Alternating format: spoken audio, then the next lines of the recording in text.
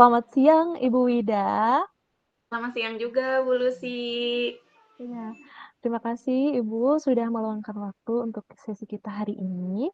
Nah, apa yang ingin Ibu Wida sampaikan dalam pertemuan kita hari ini?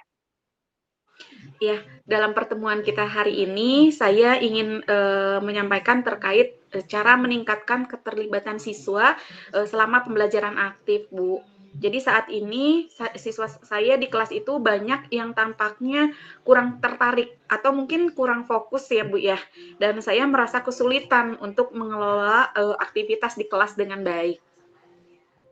Oke, jadi tujuan kita hari ini adalah untuk menemukan cara meningkatkan manajemen kelas dan membuat siswa lebih terlibat dalam pembelajaran aktif. Bagaimana menurut Ibu hasil yang ideal setelah kita menemukan solusinya nanti? Eh, saya berharap siswa bisa lebih terlibat mungkin ya nanti. Partisipasi mereka bisa meningkat, kemudian suasana kelas juga menjadi lebih dinamis tanpa kehilangan kendali mungkin ya Bu ya. Baik, nah mari kita eksplorasi lebih lanjut. Apa yang menurut Ibu menjadi tantangan terbesar dalam menjaga keterlibatan siswa selama pembelajaran aktif? Kalau menurut saya, jadi salah satu tantangannya itu adalah beberapa siswa itu kan fasik, Bu. Jadi tidak berpartisipasi saat saya membagi mereka dalam kelompok belajar gitu. Siswa yang lebih aktif justru mereka lebih mendominasi.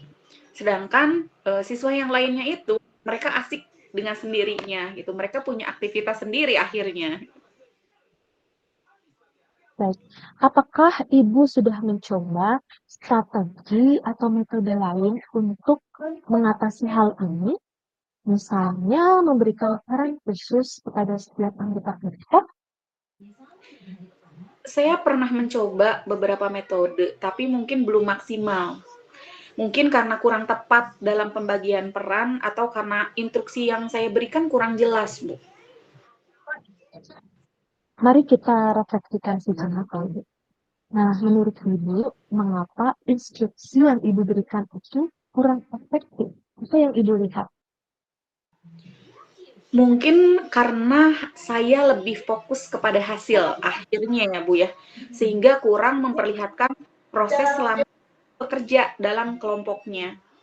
Saya juga merasa kadang kurang jelas dalam menyampaikan tugas yang berbeda untuk kerja kelompok tersebut. Nah, itu pemahaman yang bagus ya, Bu. Bagaimana menurut Ibu jika Ibu memperbaiki instruksi dengan lebih menekankan pada proses kerjasama dan memberikan tanggung jawab yang lebih spesifik kepada siswa? Bagaimana menurut Ibu? Iya, mungkin itu bisa membantu ya, Bu. Saya bisa menjadi membagikan perannya itu lebih jelas. Misalnya ada yang bertanggung jawab untuk melaporkan, ada yang bertanggung jawab untuk mencatat, dan juga ada yang bertanggung jawab untuk menyampaikan atau mempresentasikan hasilnya. Sekarang, mari kita rencanakan tindak lanjutnya ya, Bu. Apa langkah pertama yang akan Ibu ambil untuk menerapkan perubahan ini di kelas Ibu?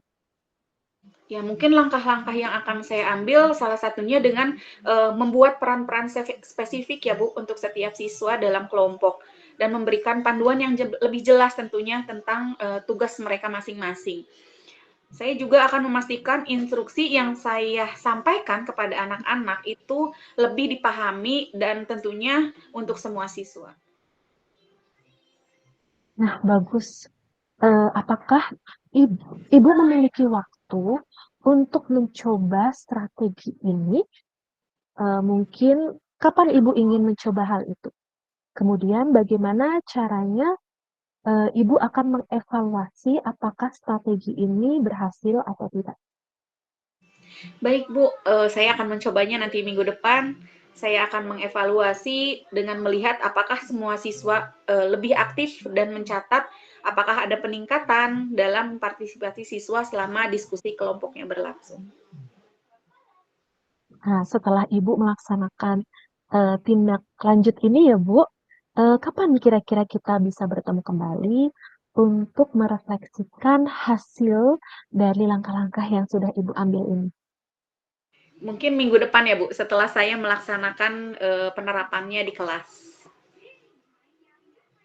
Baik, nah kita bisa bertemu lagi minggu depan untuk membahas hasilnya. Saya akan mendukung Ibu selama proses ini. Jadi jangan ragu, jangan sungkan untuk menghubungi saya jika ada tantangan atau ada pertanyaan-pertanyaan lagi dari Ibu ya. Terima kasih banyak atas bantuannya Ibu Lucy. Saya merasa lebih siap sekarang. Sama-sama. Saya yakin Ibu akan melakukannya dengan baik, dan saya menantikan untuk mendengar perkembangan Ibu minggu depan. Ya, terima Baik, kasih, Bu Bu Wida. Lucy. Ya, terima kasih juga Bu Lucy.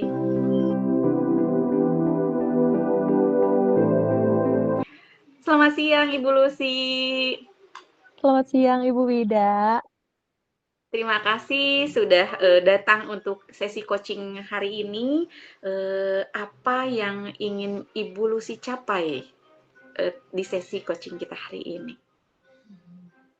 Iya, Bu, saya ingin mencari cara untuk menangani perbedaan kemampuan membaca siswa di kelas saya. Jadi, sebagian siswa itu sudah bisa membaca dengan lancar, tetapi ada beberapa siswa yang masih belum bisa membaca, bahkan huruf-huruf saja belum hafal begitu ya, Bu. Saya ingin semua siswa mendapatkan pembelajaran yang sesuai dengan kemampuan mereka tanpa rasa tertinggal atau cepat bosan, begitu, Bu. Oke, bagus sekali. Jadi tujuan kita hari ini adalah mencari strategi pembelajaran berdiferensiasi ya, yang bisa diterapkan agar siswa dengan kemampuan membaca yang berbeda tetap bisa belajar dengan baik. Betul begitu ya, Bu ya? Nah, Iya, Bu. apakah itu tujuan yang sesuai dengan yang ingin Ibu capai? Iya, betul sekali, Ibu. Saya ingin semua siswa itu terlibat aktif tanpa merasa ada yang kesulitan atau ada yang tidak tertantang, begitu, Bu. Oke, baik Bu. Nah, mari kita identifikasi tantangan yang ada ya. Apa yang menjadi kesulitan utama dalam menangani siswa yang kemampuan membacanya itu berbeda-beda, Bu? Tantangan utama bagi saya itu saat saya memberikan materi yang berbasis teks. Nah, ada siswa yang sudah bisa membaca, mereka cenderung menyelesaikan tugasnya dengan cepat, sehingga mereka cepat bosan pula menunggu teman yang lainnya. Nah, sementara siswa yang belum bisa membaca itu seringkali membutuhkan waktu yang lebih lama dan membutuhkan bimbingan lebih intensif dari saya. Gitu, Oke, Bu. saya paham. Oke, saya paham, Bu. Jadi, apa menurut, Ibu yang bisa dilakukan untuk membuat kedua kelompok ini bisa tetap belajar dengan kebutuhan mereka, tapi tanpa saling tertinggal atau terabaikan? Hmm, saya pikir saya perlu memberikan aktivitas yang berbeda dalam kedua kelompok ini. Namun, saya masih bingung bagaimana cara membagi perhatian saya dengan adil dalam kedua kelompok itu, serta memberikan materi yang menantang bagi yang sudah bisa membaca tanpa meninggalkan siswa yang lainnya. Oke, baik, Bu. Nah, mari kita refleksikan ya situasi ini. Bagaimana menurut Ibu bisa merancang aktivitas yang melibatkan semua siswa, baik yang sudah bisa membaca maupun yang belum bisa membaca? Mungkin saya bisa memisahkan mereka menjadi dua kelompok, Bu. Siswa yang belum bisa membaca bisa mendapatkan bimbingan tambahan membaca dan menulis. Sementara siswa yang sudah bisa membaca bisa mendapatkan tugas yang lebih menantang, baca cerita yang lebih panjang, atau membaca buku. Ide yang bagus, Bu, itu. Jadi, tapi apakah Ibu sudah mencoba memberikan aktivitas yang berbeda seperti itu sebelumnya? Belum belum secara konsisten sih, Bu, karena saya merasa khawatir. Jadi, siswa yang belum bisa membaca itu akan merasa minder jika diberikan tugas yang berbeda dari teman-teman yang lainnya. Oke, itu adalah hal yang wajar ya untuk dipikirkan. Menurut Ibu, bagaimana cara Ibu bisa memperkenalkan aktivitas ini agar semua siswa merasa dihargai dan tetap termotivasi meskipun mereka mendapatkan tugas yang berbeda? Mungkin saya bisa menjelaskan di awal pembelajaran bahwa setiap siswa memiliki tugas yang sesuai dengan kemampuan mereka saat ini. Dan setiap tugas adalah langkah menuju kemajuan mereka sendiri. Ya baiklah, sekarang mari kita rencanakan tindak lanjutnya. Apa yang akan Ibu lakukan pertama kali untuk menerapkan pembelajaran berdiferensiasi ini? Saya akan mulai dengan membagi siswa menjadi dua kelompok. Siswa yang belum bisa membaca akan saya berikan latihan pengenalan huruf dan kata-kata sederhana. Sementara siswa yang sudah lancar membaca akan saya berikan tugas membaca teks yang lebih kompleks dengan pertanyaan-pertanyaan yang perlu dijawab sesuai dengan teks itu. Saya juga akan memberikan penjelasan kepada mereka tentang tujuan dari setiap aktivitas yang mereka lakukan. Mungkin seperti itu, Bu. Iya, rencana yang sangat bagus, Bu Lucy. Tapi bagaimana Ibu akan memonitor apakah strategi ini berjalan dengan efektif? Saya akan memantau keterlibatan siswa selama aktivitas ini, serta saya ingin melihat apakah siswa yang belum bisa membaca ini mengalami kemajuan dalam pengenalan huruf dan kata. Saya juga akan melihat apakah siswa lain yang sudah bisa membaca tetap merasa tertantang dengan tugas-tugas yang mereka kerjakan itu. Baik, Bu Lucy.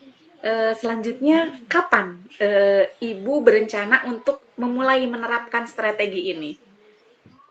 Eh, Kemungkinan saya akan mencoba strategi ini minggu depan, Ibu, saat ada pelajaran bahasa Indonesia. Oke, bagus. Bagaimana jika kita bertemu lagi seminggu setelah Ibu mencoba strategi ini untuk membahas hasilnya, dan kita bisa merefleksikan apa yang berhasil dan apa yang masih perlu diperbaiki. Tentu, Bu, tentu saja saya setuju dengan arahan dari Ibu. Terima kasih banyak atas bantuan dari Ibu. Sama-sama, Bu Lucy. Saya yakin Ibu akan melihat kemajuan itu dan saya menantikan untuk mendengarkan hasilnya minggu depan. Jangan ragu untuk menghubungi saya jika Ibu membutuhkan bantuan lebih lanjut. Semangat Ibu Terima Lucy. kasih. Ya, sama-sama Ibu. Terima kasih, Bu Ida. Ya.